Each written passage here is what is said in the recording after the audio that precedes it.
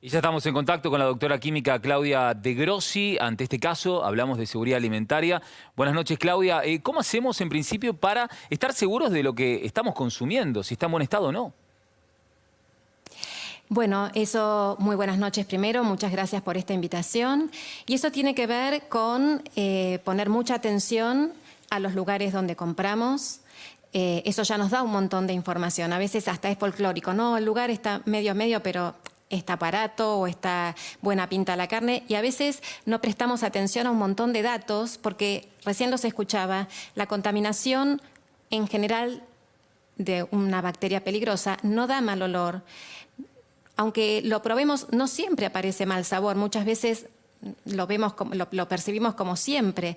Entonces, lo que es importante ahí es notar cosas que sí podemos ver. ¿Está todo refrigerado? En este caso, una carnicería. ¿Está realmente la carne refrigerada? ¿Cuánto tiempo no está refrigerada?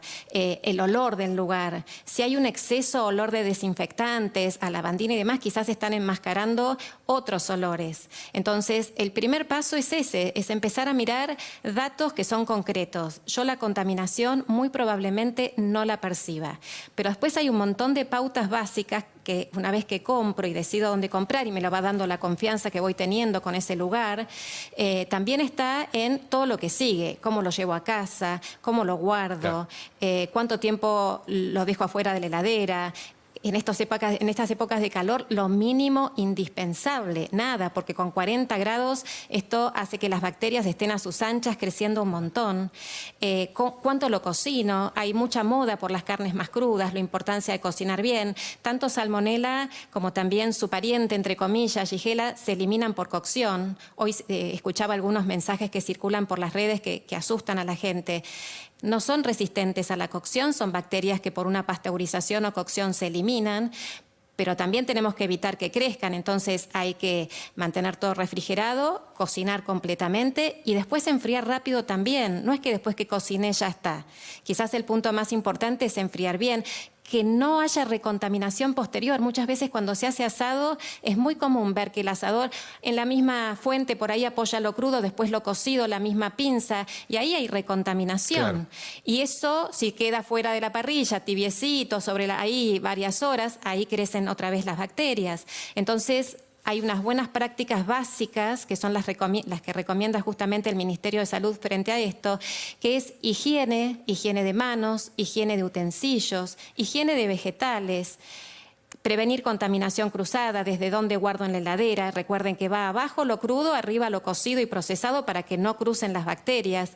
En lo cocido ya las eliminé, en lo crudo pueden estar. Doctora, también enfriar. Sí. A propósito de que mencionó el punto de cocción, ¿cuál sería el punto de cocción para que uno pueda sacar, en este caso, la carne, ¿no?, del asador, cuando en general el que cocina va preguntando si le gusta, ¿no?, más jugoso o demás? O sea, ahí es el asador el que tiene que saber qué punto tiene que tener como mínimo la carne. Bien. El Ministerio está recomendando 71 grados en el interior de la carne, porque la parte más contaminada en un corte grande de carne es la parte externa, no la parte interna. En la carne picada el problema es que la contaminación se distribuye en toda la carne. Ahora, nadie tiene termómetro o casi nadie tiene termómetro, claro, y el asador no va a estar tomando la temperatura. Entonces, si son adultos sanos, yo puedo elegir más o menos un punto más jugoso sabiendo que hay un cierto riesgo, que cuanto menos cocida esté, mayor es el riesgo. Pero siendo adulto sano es poco frecuente que pase algo raro, es poco frecuente. No es cero nunca el riesgo, eso es importante saberlo. Yo elijo qué riesgo si elijo un poco menos cocido, pero para todo lo que es chicos, adultos mayores, embarazadas o personas con enfermedades de base, inmunosuprimidos y demás, siempre bien cocidos, y esto es el cambio de color los que puede ayudar. Doctora. Lo ideal es tomar la temperatura. Mientras tanto, que esté bien cocidito o que no haya sangre, que no haya color rosado en los jugos. Fundamental, hablaba de la higiene. ¿Uno puede contaminar la carne con las manos si no están suficientemente limpias, higienizadas? Absolutamente. Y Shigella es un ejemplo. La Shigella, a diferencia de la salmonela, no es que está en el pollo, en la carne de vaca, en el pescado, en el cerdo. La Shigella habita en nosotros. El ser humano es quien en su intestino puede portar a esta bacteria. Y a veces se recuperó del cuadro más agudo y la sigue eliminando un cierto tiempo. Y esa bacteria, la característica que tiene es que con muy poquitas células que pueden pasar a las manos cuando yo voy al baño y después si no me las lavo bien o no me las lavo, toco algo, un sándwich, y se lo come otra persona y esa otra persona puede sufrir la misma enfermedad. Entonces, el lavado de manos es esencial y en estas bacterias, que con poquitas células bacterianas una otra persona se puede contagiar, se puede infectar, ya está. Es suficiente, ni siquiera hace falta que quede a temperatura ambiente. Es muy bajita la dosis de la Shigella, por ejemplo. Claudia, usted ha mencionado a la salmonela y a la Shigella. ¿Qué diferencia hay entre una y otra?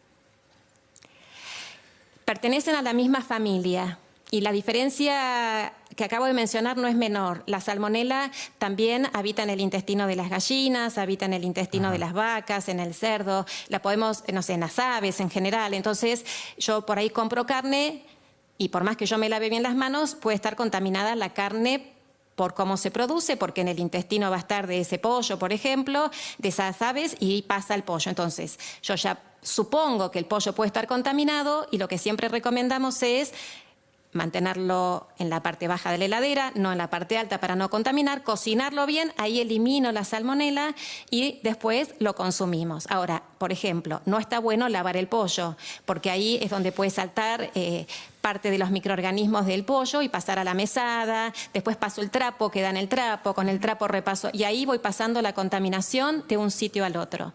Doctora. La Shigella, a diferencia de las... Sí, no, por favor, complete, sí. ¿La diferencia decía? No, que la Shigella es esto, que no habita en la gallina, en el intestino de la vaca, sino solo en nosotros, y que nosotros somos los que podemos contaminar alimentos. Se elimina por cocción, pero si yo después armo un sándwich con esa carne fría y no me lavé las manos y estoy portando esta bacteria en mi intestino y voy al baño y no me las lavo, puedo hacer que esa otra persona que coma el sándwich esté expuesto a esta bacteria y se enferme. Doctora De Grossi, muchas gracias por la comunicación con Telefe Noticias.